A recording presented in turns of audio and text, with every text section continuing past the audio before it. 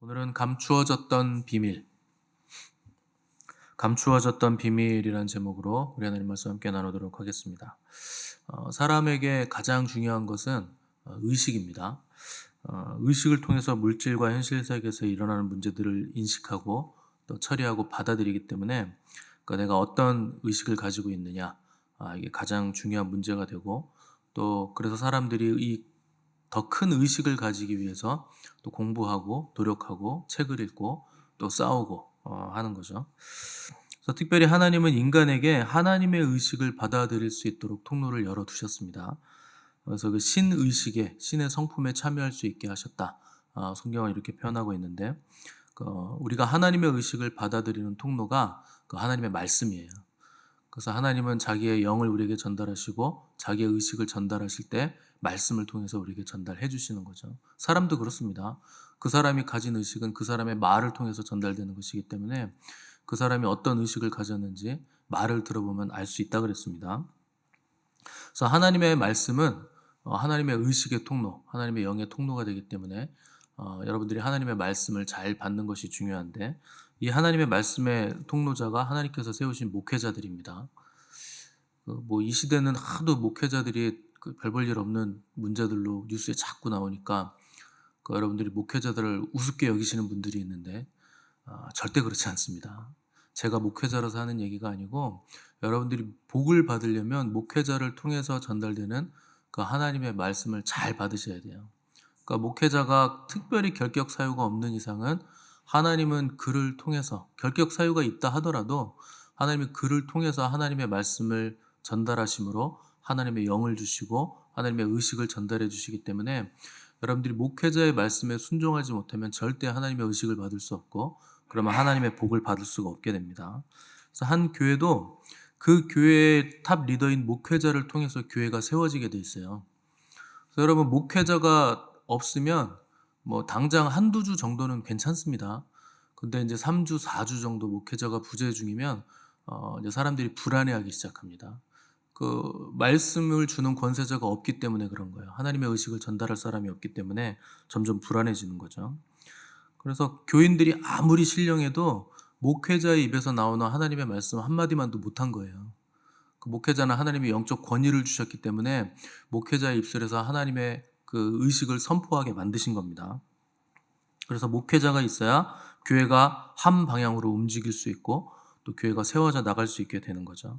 근데 마귀는 이걸 공격하게 만드는 거예요. 그래서 교회 목회자를 공격해서 넘어지게 만들고 또 목회자만 넘어지면 교회가 혼란에 빠질 게 뻔하니까 일단 목회자를 공격하고 또 성도들도 공격해서 목회자의 말에 이제 순종하지 못하게 만드는 그런 엉뚱한 생각들을 불어넣는 거죠. 순종하면 복을 받기 때문에 순종하지 못하게 하는 거예요. 그 말씀에 순종하면 목회자가 복 주는 게 아니고 하나님이 복을 주십니다. 그런데 그걸 못 받게 하려는 거죠. 그러니까 목회자를 비난하게 만들고 전혀 엉뚱한 거 가지고 오해하게 만들어서 순종하지 못하게 만드는 거죠. 그래서 교회는 항상 깨어서 기도해야 되는데 그래서 깨어 기도할 수 있도록 목회자는 때에 맞는 그 하나님의 말씀 양식을 그 성도들에게 공급하고 또 성도들은 목회자를 위해서 기도하고 또 선포되는 목회자를 통해서 선포되는 말씀에 또 순종할 책임이 있는 겁니다. 그래서 권세자에게 순종하는 구조가 만들어지지 않으면 그 인생은 별 볼 일 없는 인생이 됩니다. 그래서 그 학교에서도 마찬가지고 어디를 가든지 항상 권세자에게는 순종을 해야 되는 거예요. 여러분 군대에서 그 조교에게 순종하지 않으면 그 병사는 받을 게 뻔합니다. 얼차려 받아야 되고 기합 받아야 되고 욕 먹어야 됩니다. 그 한 사람 때문에 전체 부대가 이제 힘들어지게 되는 거죠. 그러니까 항상 권세자가 권세를 가지고 있기 때문에 모든 권세는 하나님이 세우시는 겁니다. 우리는 사람이 임명한다고 자꾸 생각하시는데 사람은 통로일 뿐이고 권세는 하나님이 세우시는 거예요. 그래서 그 권세자, 세워진 권세자에게 순종할 때 복을 받는 구조가 되는 거죠. 단 그 권세자는 반드시 진리 안에 있어야 됩니다. 그래서 교회의 권세자는 반드시 진리 안에서 그 권세를 사용해야 되고 그 진리 안에 있다면 그 권세자에게는 순종할 책임이 성도들에게 있는 거죠. 바울은 25절에서 내가 교회의 일꾼이 되었다. 그리고 너희를 위하여 내게 주신 직분을 따라 하나님의 말씀을 이루기 위함이다. 이런 표현들을 썼는데, 바울은 뭐 초대교회의 탑 권세자죠. 사도니까 최고의 권세자 중에 한 사람입니다. 그래서 권세자가 하는 일이 뭐냐? 하나님의 말씀을 이룬다는 거예요. 그래서 하나님의 말씀을 선포하고 하나님의 말씀을 성도들이 이루어갈 수 있도록, 그리고 자기도 이루는 삶을 산다는 거죠. 어제 이 말씀을 다루면서 우리가 말씀을 이루는 게 뭘 움직여서 성취하는 게 아니고 하나님의 말씀의 온전성과 충분성을 드러낸다 하는 것이라는 거 설명을 드렸습니다. 그러니까 말씀 대신 주님 한 분이면 충분하다는 것이고 완전하다, 그리고 아무런 염려도 없고 충만하다 하는 것이죠. 그래서 말씀은 예수 그리스도 우리 주님이시기 때문에 말씀이 오면 예수 그리스도가 우리에게 오는 것이고 예수 그리스도가 오시면 그것으로 충분한 겁니다. 그래서 주님의 말씀으로 사는 사람은 그 주님의 말씀을 자기도 하게 돼 있어요. 그래서 입에서 나오는 말이 말씀화되게 돼 있고, 생각이 말씀화되고, 의식이 말씀화되고, 양심이 말씀화되기 때문에 그 말씀대로 말하고 말씀대로 살게 되어 있는데, 한 번에 되지 않습니다. 그래서 과정 중에 있기 때문에 여러분들이 말로 상처를 받기도 하고 또 말을 함부로 하기도 하는데, 그 사람들이 말을 함부로 쉽게 하는 이유는 말이 영의 통로가 되고 의식의 통로가 되고 축복의 통로가 된다는 걸 모르기 때문에 그렇습니다. 사람은요, 성경이 뭐라 하느냐, 네 입의 말로 네가 얽혔으며 그래요. 무슨 뜻이냐? 말하는 대로 된다는 뜻입니다. 그래서 우리가 하지 말아야 될 말이 있는데 뭐가 없어서 못한다는 말 하시면 안 돼요. 그거는요, 자기 인생을 진짜 비참하게 만드는 거예요. 특별히 돈이 없어서 뭘 못한다는 말 자꾸 하시는 분 계신데, 여러분 뇌는요 말한 대로 세팅을 합니다. 그래서 돈이 없다고 자꾸 말씀하시잖아요. 그러면 의식이, 뇌가 돈이 없는 의식으로 고정돼요. 그러면 이제 돈 없는 삶을 살아야 됩니다. 의식이 그렇게 세팅이 됐잖아요. 뇌는 그냥 내가 말한 대로 하게 돼 있어요. 그게 의식이에요. 그래서 돈 없다는 말, 시간 없다는 말, 이런 말 하면 안 되는 겁니다. 그거는 자기 인생을 완전히 바닥으로 그냥 떨어뜨리는 거예요. 그리고 부정적인 말 자꾸 하시는 분들 계신데, 특히 짜증나 이런 말 하시는 분 계시는데, 짜증나라는 말을 하는 순간 계속 짜증나는 일이 생겨요. 놀랍게도 그렇습니다. 여러분 짜증나, 뭐 싫어, 뭐 열받아, 이런 말을 자꾸 하시면 열받는 일이 자꾸 생겨요. 뇌는 그걸 세팅을 하는 거예요. 자꾸 짜증나니까 짜증나는 세팅을 하는 거죠. 그래서 짜증나는 일을 만들어주는 거예요. 그러니까 교회에서도 뭐 돈 없어서 못해요, 뭐 우리는 작아서 못해요, 그런 말 자꾸 하잖아요. 그럼 그 교회는 못합니다. 결국에 그런 사람이 많아지면 많아질수록 못해요. 그러니까 하나님은 된다, 비전을 주시면서 뭐 한다, 소망이다, 내가 한다, 충분히 할 수 있다, 내가 주겠다 그러는데 우리는 없어요, 못해요, 안 해요, 계속 이러고 있는 거예요. 그러면 못합니다. 주님 일을 자기가 막는 거예요. 그러니까 말이라는 게 얼마나 영적인 건지, 얼마나 그게 힘이 있는지를 아셔야 됩니다. 또 한 가지 여러분들이 절대 하지 말아야 될 게 뭐냐? 남 탓하는 거예요. 이거는 습관적입니다. 남 탓을 하는 건요, 이거는 이거 뭐 방법이 없어요. 왜냐면 내가 나를 탓하면 원인이 나에게 있잖아요. 그러면 고칠 수 있는 여지가 있습니다. 근데 남 탓을 하는 순간 원인이 나에게 있는 게 아니에요. 고칠 수 없어요. 남 탓의 치명적인 결함과 문제는 여기에 있습니다. 원인이 나에게 없고 저놈에게 있으니 나는 고칠 마음이 없는 거예요. 그러니까 인생이 수정이 안 되죠. 아무것도 못하게 되는 겁니다. 이게 남 탓의 치명적인 약점이에요. 그래서 책임을 회피하는 건데, 그러면 문제 해결 능력도 빠르게 퇴화하겠죠. 나는 고칠 마음이 없으니, 다 남 탓이니까 문제 해결 능력이 사라져요. 그럼 나중에는 내가 뭘 바꾸고 싶어도 안 되는 거예요. 바꾸고 싶은데 안 돼요. 왜냐? 평생 남 탓하면서 살았으니까. 내 탓이 아니라는 거예요. 그래서 습관적으로 나오는 게 뭡니까? 나는 불쌍해. 피해자 코스프레라 그럽니다. 자기가 남들 피해 입혀놓고 자기가 피해를 봤다는 거예요. 이런 사람들 요새 굉장히 많습니다. 그러니까 나는 아닌데 저놈 때문에 이렇게 됐어. 나는 아닌데 사회가 날 이렇게 만들었어. 나는 아닌데 세상이 잘못됐어. 이게 습관적인 피해자 코스프레예요. 그러니까 자기 기만이고 현실 부정이고 자기를 왜곡시키는 거예요. 환경을 탓하면 그 사람은 환경의 노예가 됩니다. 그건 뭐 뻔한 거예요. 사람의 인격이란 건 어떠한 환경에서든지 자국을 남기게 돼 있습니다. 그래서 어릴 때 부유하게 지낸 사람들 나중에 가난하게 되잖아요. 별로 가진 것도 없는데 아낄 줄을 몰라요. 그리고 있는 것에 대해서 감사할 줄 모릅니다. 그게요, 그 인격의 자국이 남은 거예요. 환경에 묶였다는 거죠. 그 혼의 자국이라 그럽니다, 그걸. 그래서 평생 자기 생각 혼으로만 산 사람은 과거의 흔적에 묶여서 새로운 걸 선택을 못 해요. 그리고 자기가 과거에 뿌려놓은 거를 그냥 거두면서 사는 거죠. 그걸 세상 사람들은 뭐라고 부르냐? 운명이라고 부르고 팔자라고 부릅니다. 자기가 뿌려놓은 혼의 생각들을 뿌려놓은 거를 혼적인 생각으로 다시 거두는 거예요. 그럼 거기서 이제 묶여가지고 헤어나오지 못하는, 뭐 그냥 나는 이렇게 살 운명인가 보다, 이렇게 가는 거죠. 그게 전부 다 자기가 부정적인 생각을 뿌려놓은 거에 묶이는 겁니다. 근데 하나님의 말씀은 묶이지 않습니다. 하나님의 말씀은 매이지 않아요. 바울이 옥에 갇혔어도 나는 매였어도 하나님의 말씀은 매이지 않는다. 자유롭다는 거예요. 그리고 말씀은 지금도 온 열방을 향해 뻗어나가고 있다. 말씀이 오면 심령이 새롭게 되는 겁니다. 그러면 하나님의 영으로 인도받는 삶을 살 수 있게 되는 거예요. 그 말씀이 우리 주님이세요. 그 주님이 오시면 우주가 다 오는 건데 내 생각이 강해져 버리면, 내 과거에 묶여 있으면, 늘 남 탓하고 있으면, 입으로 부정적인 말 하고 있으면 그 말씀이 왔어도 소용이 없어요. 자기가 묶었기 때문에 소용이 없는 거예요. 그래서 26절에 보시면 바울이 이 비밀은 만세와 만대로부터 감추어졌던 것인데 이제는 그의 성도들에게 나타났다. 말씀 대신 주님이 이제 눈에 보이게 나타났다는 거예요. 그래서 이 말씀은 비밀이요 신비인데 그 비밀과 신비가 누구냐? 우리 구주 예수 그리스도가 감추어졌던 신비요 비밀이다. 그분이 우리에게 오셨다는 거예요. 이제 자유로울 수 있게 됐다는 거죠. 예수님께서 오시기 전까지 세상에 이제 위대한 지성들이 있었는데 이제 그리스의 철학자들, 이 사람들이 이제 등장을 합니다.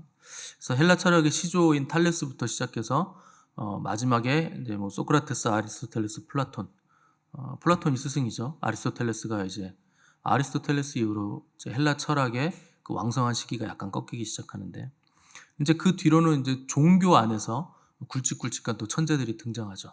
뭐 아퀴나스라든가 뭐 이런 사람들이 등장하는데 그런 사람들이 위대한 지성들이 뭘 찾아 헤맸느냐? 만물의 실제가 무엇인가? 그러니까 그 로고스라고 부른 겁니다. 만물의 실제, 온 우주 만물을 지탱하는 어떤 힘, 위대한 법칙, 능력, 질서, 그 실제가 도대체 뭐냐? 이걸 찾은 거예요. 그러니까 이 고대 그리스 헬라 철학자들의 지성이 너무 탁월하다 보니까 이런 데까지 생각이 간 거죠. 아직까지도 인류의 그 지성의 범주는 이 고대 그리스 철학자들의 범주를 못 넘어갑니다. 그만큼 그 사람들은 뛰어났던 사람들이에요. 근데 그들이 평생에 걸쳐서 탐구한 주제가 감추어졌던 비밀, 신비예요. 도대체 만물을 지탱하는 힘은 뭔가? 이 우주의 실제는 뭔가? 우주는 어디서부터 왔는가? 이런 것들을 찾았는데 그들이 내놓은 답이 뭐냐? 어떤 철학자는 물이 만물의 탈레스가 그랬습니다. 물이 만물의 실제다. 왜냐하면 이 사람들이 생각하는 만물의 실제는 변화무쌍해야 돼요. 왜냐하면 에너지가 있잖아요, 세상에. 그러니까 에너지를 가지고 있어야 되고 움직여야 되고 변화무쌍해야 되는데 물이 그렇다는 거예요. 물은 흘러가잖아요. 움직이고 물은 기체도 되고 액체도 되고 고체도 됩니다.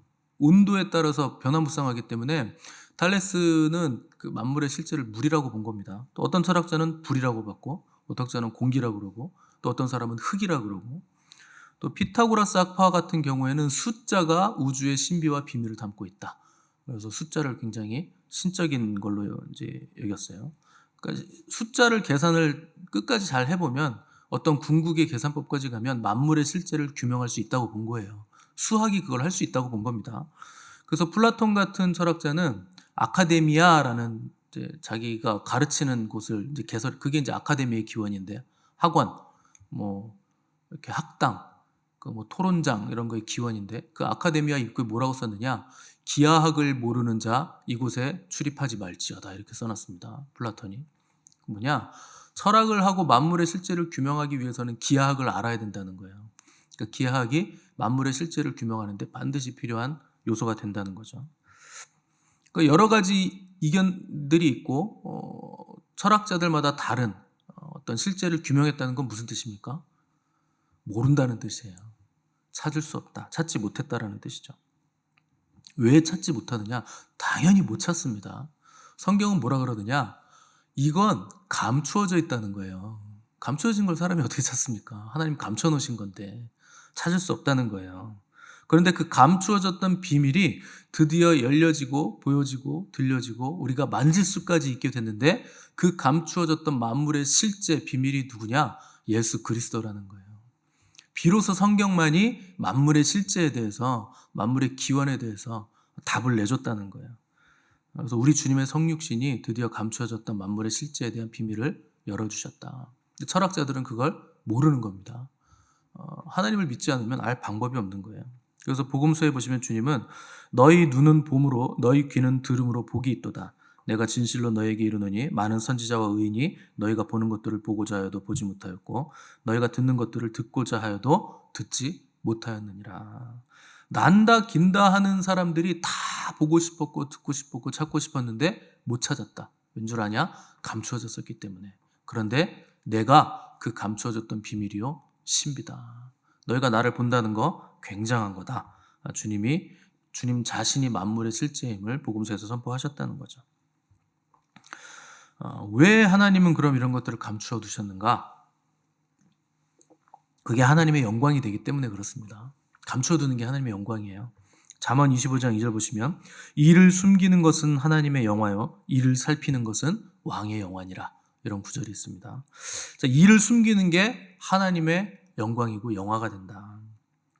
그게 하나님의 영화로움이에요. 존재의 속성과 의도가 모두 알려진 하나님이라면 그 하나님은 더 이상 경배의 대상이 아닙니다. 감추어지셔야 돼요. 그래야 영화로우신 거예요. 그래서 예수님도 이 땅에 계실 때 하나님 나라의 비밀을 비유로만 말씀하시죠. 왜 비유로 말씀하시느냐? 찾지 않는 자들에게는 감추어 두시는 거예요. 오직 찾는 자들에게만 이 비밀이 열려지는 거죠. 그래서 이를 숨기는 것은 우리 주님의 영화지만 이를 살피는 것은 왕의 영화다. 여기 왕이 누구냐? 왕 같은 제사장으로 부름받은 우리 성도들을 말하는 거예요. 그러니까 너희는 택한 족속이요 왕 같은 제사장이다. 너희들은 감추어진 비밀을 찾는 영화로움을 가진 자들이다. 자격이 있다. 그러니까 제자들은 왕 같은 제사장들인 거예요. 그래서 그들에게는 하나님이 예수 그리스도가 비밀을, 하나님 나라의 비밀을 감추어 두지 않으시고 열어주시죠. 그래서 이를 숨기는 것이 하나님의 영화라면 이를 살피는 것은 왕들의 영화예요. 왕 같은 제사장, 우리들의 영화로움이라는 겁니다. 그래서 주님은 마르다에게 네가 믿으면 하나님의 영광을 보리라 그러세요.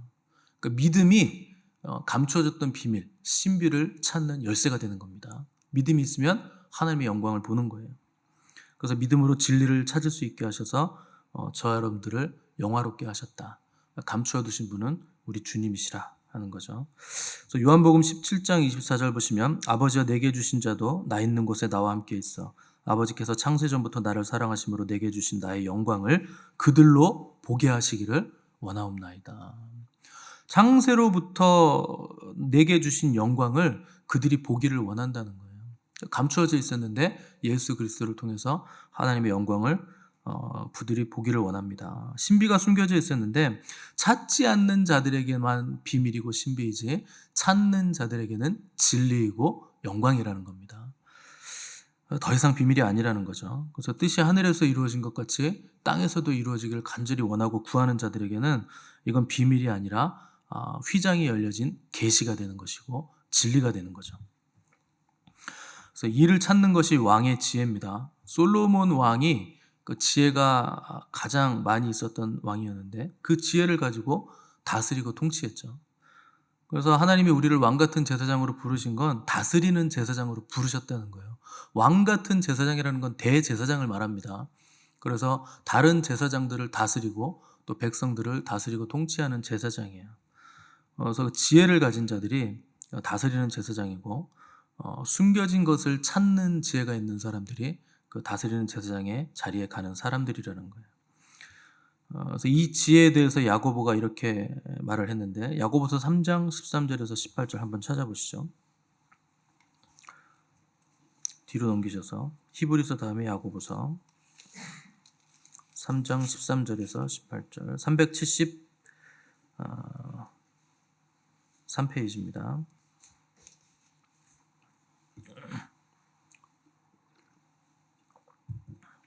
야고보서 3장 13절에서 18절 제가 읽겠습니다.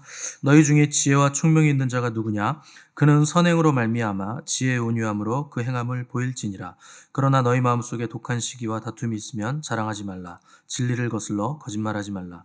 이러한 지혜는 위로부터 내려온 것이 아니요 땅 위의 것이요 정욕의 것이요 귀신의 것이니 시기와 다툼이 있는 곳에는 혼란과 모든 악한 일이 있음이라.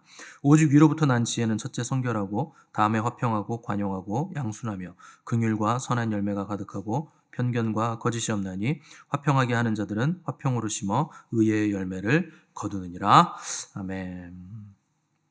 그러니까 지혜에 대해서 야고보가 얘기했는데 놀랍게도 이 지혜는 성결, 화평, 관용, 양순, 긍휼, 선한 열매가 있다는 거예요. 이게 무슨 뜻이냐? 지혜는 꼭 인격이고 성품이란 뜻이에요. 이 지혜가 예수 그리스도십니다. 그러니까 예수 그리스도가 우리에게 오면 우리에게도 이런 열매들이 맺힌다는 거예요. 그런데 지혜가 있다고 하면서 독한 시기와 다툼이 있고 자랑하고 진리를 거슬러 거짓말하는 지혜자들이 있는데 그건 누구의 지혜냐? 마귀의 것이고 귀신의 것이라는 겁니다. 그러니까 지혜 있다고 하면서 내가 지혜로우니까 함부로 독한 말을 내뱉는 거, 그건 귀신의 지혜다. 주님의 지혜는 그런 거 아니다. 주님의 지혜는 총명이 있고 온유함이 있고 또 위로부터 난 지혜는 화평이 있고 성결하고 관용하고 양순하고 긍휼이 있고 열매가 선하다. 그런 지혜가 있다는 거예요. 그 지혜의 특성입니다. 그러니까 우리가 믿는 진리는 그냥 진리가 아닙니다. 뭐 다른 종교에도 진리를 자꾸 얘기하는데 그런 진리는 무슨 격언이고 속담이고 슬로건이고 그냥 뭐 삶의 지혜 정도고 그 정도 수준을 못 넘어가는 거예요. 기껏 해봐야 뭐 제일 고결한 지혜가 철학자들의 진리 아닙니까? 철학자들의 지혜. 근데 지혜라는 건 그런 게 아니에요. 지혜라는 건 반드시 인격성을 가지고 있어야 됩니다. 우리가 인격이기 때문에 우리 구주 예수 그리스도가 진리이신 이유는 그분이 인격을 가지고 계시기 때문이에요. 성품을 가지고 계시기 때문이에요. 근데 그 성품이 너무나 고결하죠. 사랑이고 그 인격이 우리를 설득하고 우리를 사랑하고 품어주고 안아주고 기다려주고 사랑이 될 때까지 우리를 계속 그 진리가 이끌어 가신다는 거예요. 그 진리의 인격성이라는 건 위대한 거죠. 그 진리가 우리에게 오면 지혜가 오는데 그 지혜도 똑같이 인격성을 가지고 있다는 거예요. 그래서 고결한 지혜가 우리에게 있다는 겁니다. 이 지혜는 감추어졌던 비밀이고 신비예요. 마침내 예수 그리스도가 성육신 하시면서 우리에게 오시게 된 거죠. 여러분 이 지혜를 가지시기 바랍니다. 땅의 지혜는 여러분이 쓰면 쓸수록 여러분이 곤고해집니다. 다 갈라지고 다 찢어지는 거예요. 그래서 의를 만들어내지 못합니다. 피곤하기만 한 거예요. 근데 하늘의 지혜는 우리에게 의가 되고 소망이 되고 기쁨이 되고 마침내 우리를 구원에 이르러서 영화롭게 하는 아름다운 지혜가 되는 겁니다. 이 주님을 여러분들이 소유하셨으니 더 지혜로워지시길 바라고 우리 안에 영광의 소망 되신 주님이 가장 귀한 가치이고 신비이고 영광임을 깨달아 그분과 동행하시는 왕의 영화를 누리시는 복된 저와 여러분들 되시기를 간절히 바랍니다.